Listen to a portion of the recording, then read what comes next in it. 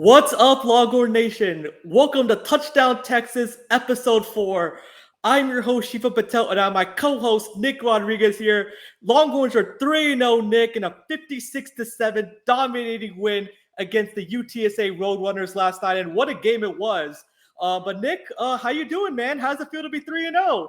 Feels great. Feels great. I mean, I think the best thing so far has been nothing's been close, right? Obviously, expected the Michigan game to be a bit closer, but like we've been saying, that they've been putting the foot on the neck of the opponent, never letting them in at all, and really showing that dominance. And they did that last night. And we'll get into everything that happened last night, but showed them that they were definitely the better team and didn't let them hang around.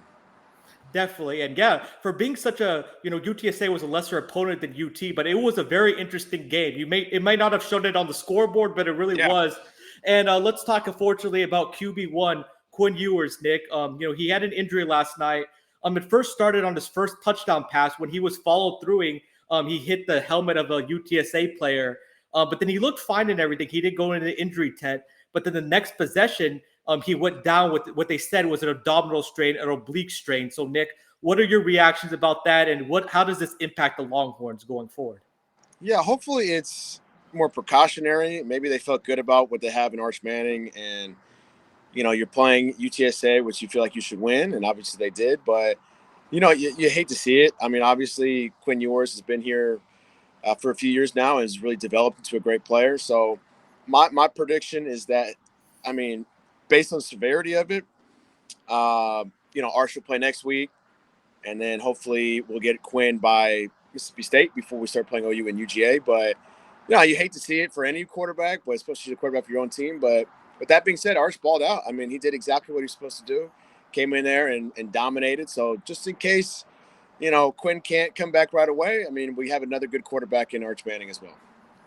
Definitely we do. And Quinn, he had to go. He was lying on the ground, so he must have been like in a lot of pain. And he ended up being in the injury tent for about 15 minutes, then went to the locker room, and then he changed into regular clothes. And he didn't look that happy at first, but they said as he left the stadium last night that he was in a better mood, in a more positive mood. I think, like Nick said perfectly, that this was something just precautionary, because he's had hernia surgery before, Nick, his junior year of high school. So this injury kind of is not new to him, but hopefully he can continue to recover. I believe we can have 3 weeks where he can get enough time to heal to come back, because next week is Louisiana Monroe, then Mississippi State, then the bye week, then OU, October 12th. So he has 3 kind of weeks, Nick. Kind of, what's the process like, Nick? What do you think these next 3 weeks look like for the Longhorns at the QB position? I think you get Arch ready to go as if Quinn can't come back, and you make sure he can be ready to go and handle that offense, because as poor as Georgia looked last night, they still won, and they're still going to be a threat, obviously, for the rest of the season. So we don't know what the rest of the season is going to hold. You might need 2 quarterbacks in this new playoff system. So, Exactly. Quinn has had that issue throughout his career, unfortunately, where he gets banged up from time to time. But, I think you act like Quinn can't go, and you give Arch QB1 reps for a long time until Quinn can come back. Just in case he goes down again during the playoffs, you feel good about Arch stepping up. So I think we have the best quarterback room in the country. Mm-hmm. I'm not just saying that because I'm a Longhorns fan, but I'm just saying, like, if he were to go down, I don't think that changes our odds as much if we have Arch at the helm. So you just act like he's QB1. I agree with that. And before, I just wanted to touch on before Quinn went out for injury. They threw the ball 8 straight times to start the game. So I think Sark wanted to, get Quinn's confidence going, building up from last week. He threw a beautiful touchdown pass. That was a dime to Isaiah Bond, I believe, who caught the first touchdown pass, Nick. And Quinn was playing really well. He was the Heisman front runner. This may impact that a little bit, but all that matters is that QB1 gets healthy and gets rested up. And because we're starting to get into the tougher stretch of our season after Louisiana Monroe. But Nick, let's talk about something positive. How about Arch Manning, Nick? 5 total touchdowns, 4 through the air, 1 rushing, a 67-yard rushing play. Yeah. Man, what a performance, Nick. I mean, incredible. You feel for Quinn a little bit. I mean, they show the Michigan highlights or they show the Colorado State highlights, and all they show is Arch Manning. Arch Manning's first play was a touchdown. Then he had that crazy run. So you feel for Quinn a little bit, for a guy who's battled out, and all the highlights go to Arch Manning, but it makes sense. But man, Arch looks awesome. He looks comfortable. He looks confident. Doesn't look scared. And that run, he's got the athleticism that is higher than a Peyton or Eli. They never had that running ability or anything like that. So he looked fantastic. It helps, I think, him being in the second year of the offense. He really knows the system now, and those receivers have obviously help out, and he just looks more comfortable and confident, and he fits in with that room. And they looked really good yesterday. So anybody could have been quarterback last night. For sure. And I don't think the offense missed the beat when Arch Manning came into the game, because his first play, he was going on the run and he threw across his body. It was a dime. So it was such a great touchdown pass. That 67-yard run, he did a juke move on the safety. I don't think the safety saw that coming, and he outran everybody. And he just looked very comfortable out there. He was staying in the pocket, going through his progressions, doing a good job of throwing accurate passes where his wide receivers could get yards after the catch. And you could really see that Arch Manning looked very confident out there. You could tell he's been in the second year in the system. He's getting more development from Sark, who's the best quarterback coach in the country. And he did have a couple of things that he needs to work on, like one of the RPOs he should have handed it off to the running back, which he got tackled, and another one he didn't identify the blitz correctly, and he got absolutely hit really hard. But there were some growing pains, but overall, like 95% of Arch Manning's plays were positive last night. And you love to see that, and you have confidence in him going forward when he needs to lead this offense when Quinn Ewers is out, Nick. Absolutely. I mean, that's exactly what you want to see. I mean, it's been that kind of way with the running backs and receivers, next man up kind of mentality. It's really difficult for a quarterback, because usually, multiple wide receivers and running backs will see the field, even if you're not the starter. But obviously with the quarterback, you're not going to see that as much. But, I mean, he stepped up. He did exactly what he's supposed to do. He crushed it, and you beat a team by a lot that you're supposed to beat a team by a lot. We saw with Georgia that, they were 3 touchdown favorites against Kentucky. They ended up struggling. They ended up getting the win by 1 point. That's why it's sometimes, you have to put those teams away or they'll just hang around. No, that's true. And also for Arch Manning, he had very much command of the offense. He was doing the checks. He was communicating with the O-line, communicating with the wide receivers. And he's the one that put the ball in the playmaker's hand. That's the most important thing about a Sark offense, because Sark is going to surround the quarterback with playmakers. So he did a great job of distributing it to the playmakers, getting the ball in their hands, and letting them make the plays. And he had a lot of control. He looked confident out there, and I was extremely happy about the way he played. Also, they got the running game going a little bit. Jared Gibson, Nick, continues to look like a beast out there. So a running game is a quarterback's best friend. So props to Arch Manning, props to Sark, and to the entire offense, because that could have been a momentum killer when your quarterback number 1 goes down with such an injury. So now that feeds in, Nick, let's talk about the overall offensive performance, Nick. How about those wide receivers? What a game that they had. There's so many weapons for Texas, Nick. Kind of, break it down for us, and what did you see from them last night? I think it just keeps going to like what you said about Isaiah Bond and, Arch Manning, everything. Everyone looks comfortable. Isaiah Bond has only been there for a few games, and he looks like he's been there for 3 years. So I think everybody looks comfortable in that offense. There's so much speed and explosiveness. It reminds me of those Bama teams that Sark was the OC for, where they had all those crazy receivers. They just want everyone to get theirs. They don't. I mean, what I mean is, like, no one is the number one guy. Everyone wants to share the load. Everyone's happy for each other. So much speed, so much excitement, misdirection. I think Sark feels extremely comfortable in what he's doing, and I don't know. The sky's the limit. Sark doesn't doubt himself. He's they're really grooving right now at this point in the season. Yeah, no, for sure. And Nick made a good point about those Bama teams. So just to give everybody some context, those were the Bama teams with Devontae Smith, first rounder, Waddle, first rounder. It was just ridiculous. Mechie, like, they had so many great players on that team. Jerry Jeudy also. So it kind of feels like that way. And just to read some of the wide receiver stats, Ryan Wingo had 3 catches for 127 yards. Bond had 5 catches for 103 yards. Gunnar Dang. Hel- Gunnar Helm had one catch for 49 yards, but he hurdled a guy. That was insane. Like I don't think the guy saw that coming. What is Gunnar Helm? He is on a heater right now. Silas Bolden got more involved. DeAndre Moore, Jonte Cook, Nick had 2 touchdown passes. He got into the offense. So I think Sark really wanted to make it a point against a weaker opponent like UTSA to get the younger guys involved because they're going to need those guys going forward, get their confidence up, get their touches up, and what better player to distribute to those guys than Arch Manning because he's going to be eventually playing with those guys next year and beyond. So develop that chemistry for sure. And also, I want to talk about something Nick touched on. Sark is a master with the motion, the pre-snap motions, the misdirections, the orbit motion. He's great on all those crossing routes. He can be able to scheme these wide receivers up for open plays where it makes it so easy for the reads of the quarterback. So I think those wide receivers also they don't just only catch the ball, Nick, and go down. They can get yak yards. They can moss guys. They can high point the ball, catch the ball. They can beat you in a lot of different ways. And also like DeAndre Moore, who he hadn't had a catch until this game, but he's been really busting his butt blocking for this team. So they got him involved too. So this just really shows the depth of this wide receiver room. I mean, absolutely. I mean, I think once you start looking ahead at other opponents, either in the SEC that they'll eventually play or in the playoff, if they play someone like Ohio State or they play somebody like Georgia or Bama or, even Mississippi State, their first SEC game, there's going to be guys that are going to be able to cover you. Mm-hmm. And you have to have more than one guy.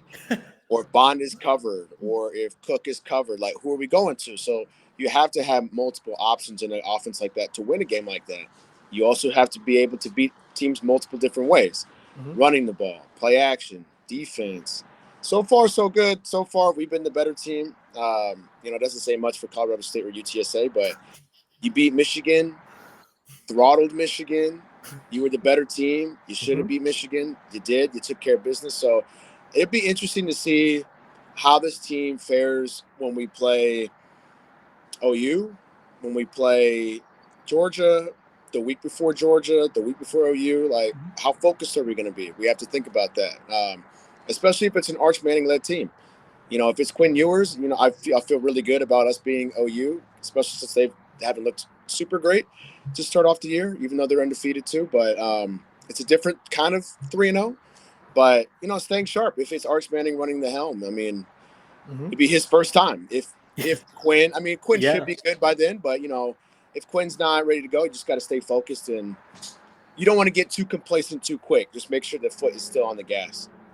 For sure. And Sark really preached this because if you remember last year, after that big win at Alabama, the next week against Wyoming, it was 10-10, Nick, in the fourth quarter. And Sark was like, we cannot let this happen this week. And at the beginning, I think the focus was a little on and off. They had 7 penalties for 59 yards, a couple of procedure penalties, a couple of holding penalties.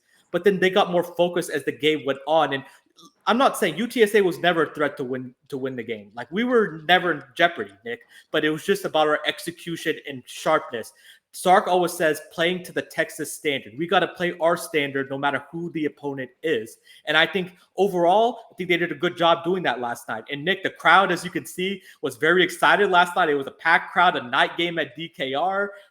People were excited after that big win against the Michigan Wolverines. So, Nick, as we're recording this podcast, there's a little bit of some breaking news, Nick. Texas is ranked number 1 team in the country, as the new AP poll came out. So, Nick, what's your reaction to this, man? That's awesome. That's awesome. I'm a little surprised just because I thought Georgia might still be number 1, even though they struggled with the 1-point win over Kentucky last night. But obviously, I think if you looked at everything that we know today, I think you got to go Texas number 1. Georgia still would be like number 2. But no, obviously happy. That's awesome. I don't know the last time we were number 1. It's been a long time. So hopefully we can stay number 1 for a while and we can keep pushing. And, I think that the next thing with Sark is continue to be hungry, even though you're better. I think that's something that Kirby Smart and Saban were able to really get out of their guys is, hey, we're number 1, but the job's not finished. And Kirby Smart did a great job after they won the title. Hey, you won 1, but let's win 2. So I think that's the next thing for for Sark if we want to win a national championship this year. No, for sure. And it's still early in the season. And not going to lie, I was a little surprised about that because I know Georgia only had a 13-12 victory, but I thought they would give Georgia the benefit of the doubt and keep them at number one. But, it's just the way that Texas was playing. And then they have, Nick, they have the biggest win of the year, right? Is that fair to say against Michigan so far in college football? Yeah, I would say so. I mean, yeah, I would say so. I mean, most emphatic. I mean, they were a top 10 team, and we beat them at Ann Arbor. First time in a long time. I mean, it's not the same Michigan team. I think we all know that, but I think we would have beaten last year's Michigan team if we played them this year. Mm-hmm. So I think it's scary. I think also Alabama is not a team to be reckoned with. I think they're going to be really good. They took care of Wisconsin. But we'll see. We'll see how it plays out. I think that is the biggest win if you don't include upsets like, Northern Illinois and other things like that. No, I agree with you. And so I expected Texas to stay at number two, but hey, don't get me wrong. I'm very excited that we're number one, especially, again, just to remind folks, me and Nick are in Atlanta, so we're in Georgia Bulldogs country. So it's a little bragging right for Texas. So for sure. Yeah. But I think, Nick, we're going to keep the number one ranking all the way till OU because I don't, that's going to be like the next toughest game for us. Not to I'm no disrespect to Mississippi State, Nick. They're just not an upper caliber SEC team, and that game's at home. Doesn't mean that we have to play to the Texas standard and continue to play hard. But that OU game, Nick, maybe a top 10 game in the country. Two top 10 teams playing. But I'm excited for the Horns. It's a big accomplishment for Sark. Like Nick said, I don't know the last time that we were number one or number two, maybe 08, 09. When those maybe but it's a great feeling, but there's a lot of work to do for sure. But so that's just some breaking news that we wanted to share. It's very exciting for Longhorns fans. But Nick, let's go to the other side of the ball and talk the defense. How do you think the defense overall played as an overall unit last night? I mean, when you give up 7 points, I mean, I feel like you got to give it a good grade. I thought they were fast and ferocious. I thought they attacked the quarterback and did it well, did a good job that way as well. I mean, I think there's some things that we can certainly get better at, probably in the secondary, and continuing to get after the quarterback. When we play a better team and a better quarterback. I mean, when we played Michigan, that's not a great quarterback. We saw Warren, I believe is his name. Yep, Davis Warren. He lost his job. He threw 3 picks, and they ended up sorting the other guy. So I think it's really going to be a test when we play more of a competent offense. But, I think so far so good. I mean, there can't be really anything to complain about when you've given up what's like 19 points in 3 games. Something like that, yeah. It's crazy. So obviously happy, but I until we see someone like Mississippi State, an SEC team or OU, we're not going to really know how good our defense is.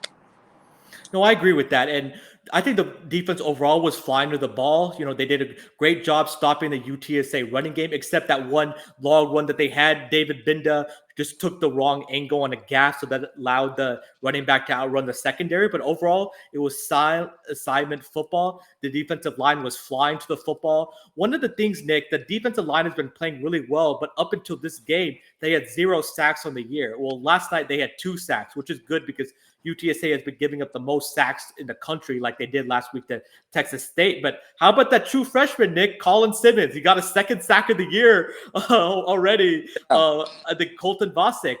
So the defensive line was getting a lot of pressure on the quarterback, making it life tough on him. They were able to hit him.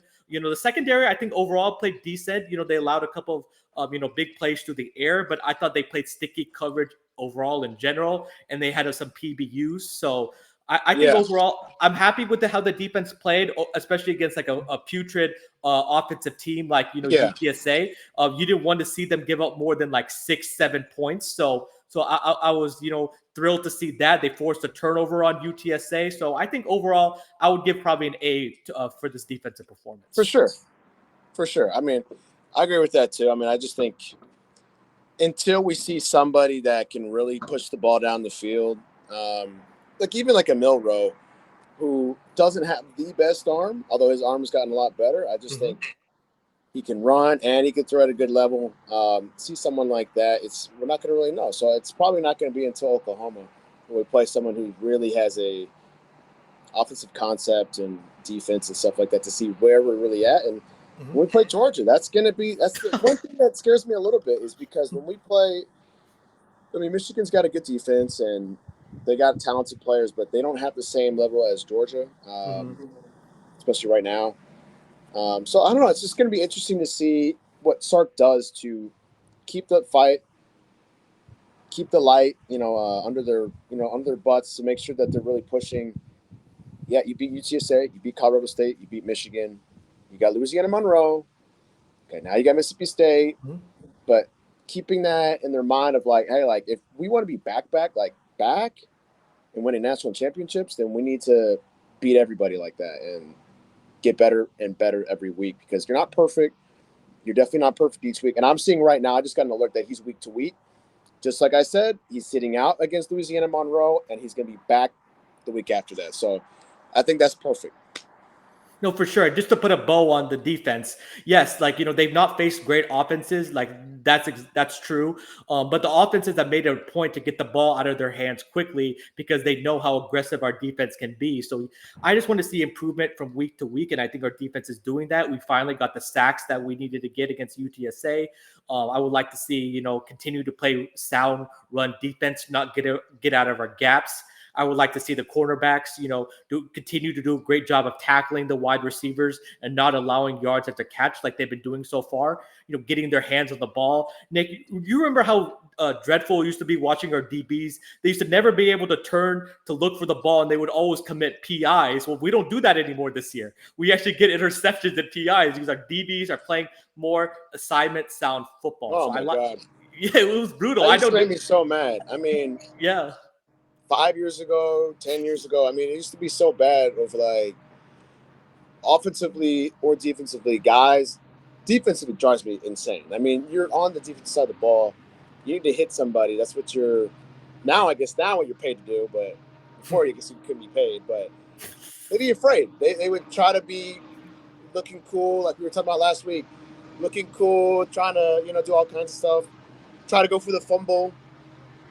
I mean, that's good, but sometimes you need to actually make the hit, make the play. Usually you're not going to get the fumble. And like you said, they're not getting called for pass interference. They're not getting cooked by CeeDee Lamb. But that crazy play where he goes. I was there. It was 4 of us. It's like, guys, like, yeah. It's the little things. It's the little things that they've gotten better and better at and actually making a play and taking pride in the team.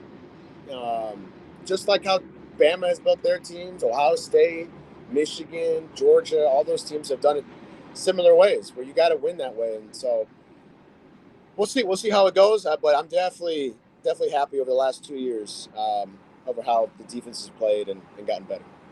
They definitely have, and you could see both sides of the ball, Nick. The offensive line has been great at pass protection. They're just road graders in the run game, just mauling people. The defensive line, they out physicaled Michigan and they out physicaled UTSA. They're not getting bullied. They're the ones that are the aggressors, and you love to see it, for sure. Yes. And they're just playing smarter football. Like, Nick, this year we've already drawn 8 holding calls, the defensive line. I know last year the Big 12, Nick, Big 12 refs don't believe in calling holding. Holding is like a foreign concept to them. But at least this year, they're calling holding calls. And yes, those stack numbers may not be there, Nick, but we're getting pressure on the quarterback, and they're going to start to get there as more teams start focusing on the pass because they can't really run the ball on Texas. So that's not something that I'm worried on at all. So Nick, as we wrap this up, I wanted to give one more thing about Quinn. Like Nick said, he's day to day. He has oblique strain and an abdominal strain. So Nick, just one more time, tell me your thoughts about Quinn Ewers. And in case some people missed it at the beginning, his injury. Yeah, so he's week to week. I don't think he's going to play against Louisiana Monroe. I think they're going to give that to Arch. Let Arch be QB1. Let him get all those snaps. Act like he's a starter. Just to get Quinn healthy. Quinn gets healthy. He comes right back after that against Mississippi State. Gets ready, like you said, for OU and Georgia. And gets ready. And let's stop it right here. There's no quarterback controversy. Exactly. We're not benching Quinn Ewers for Arch. The only reason that would happen is if Quinn, got hurt, but his play would have to be extraordinarily bad for me to say we're starting Arch Manning right now. I mean, we kind of talked about it over the offseason, a hypothetical, and it's kind of happened a little bit this way. You don't want to wish injury, but if it's going to happen, this is actually kind of the perfect timing. Mhm. Gives him a chance to start, gives him a chance to rest, but there's no quarterback controversy. It's still Quinn's team, and it's good to see Arch play, though. It does. It definitely it's good to see Arch get that development because last year he didn't get to play that much of mop-up duty because we were blowing teams out. But we knew, knock on wood, that we were going to need him this year. So it's good to see him continue to get that development and get in early and get a lot of plays in. And next week, Nick, that they're going to Sark and AJ Milwee are going to build the offense around Arch. So he should be more comfortable next week as the week goes on. However long he needs to be out there until QB1 Quinn Ewers continues to rest and gets back on the field. Well, thank you everybody so much for watching episode 4 of Touchdown Texas. Like we said, Texas is 3-0, Nick, 56-7 dominant win against the UTSA Roadrunners. Just a couple of housekeeping items. Be sure to follow us at touchdown_Texas on Instagram, Facebook, Twitter, YouTube, and TikTok. And me and Nick will be back next weekend after the Louisiana Monroe game. And we're going to be live again September 28th for the Mississippi State game. But Nick, again, thanks so much, man, for hopping on. No problem. Hook 'em, and we'll see you next week. See you next week, ladies and gentlemen.